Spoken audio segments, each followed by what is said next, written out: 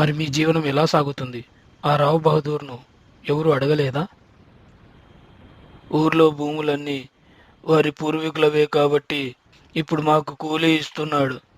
ఆ చాలీ చాలని ధనంతోనే జీవనం సాగిస్తున్నాము. అయినా ఆ రావు బహదూర్కి ఎదురు మాట్లాడే ధైర్యం ఎవరికీ లేదు ఇక్కడ. ఓ, అలానా మామయ్య? వీడి పూర్వీకులు అంత గొప్పవాళ్ళ? కానీ వీడేమో ఇంత రాక్షసుడయ్యాడా? వీడికి సరైన గుణపాఠం నేర్పించాలి. అందుకు నాకు నీ సహాయం కావాలి మామయ్య. ఊరి ప్రజల కోసం అంటున్నావు. నేనేం చెయ్యాలి చెప్పరా శివా? ఈరోజు రాత్రి ఊరి ప్రజలందరినీ ఒకచోట సమావేశపరచండి. ఏం చెయ్యాలో చెప్తాను.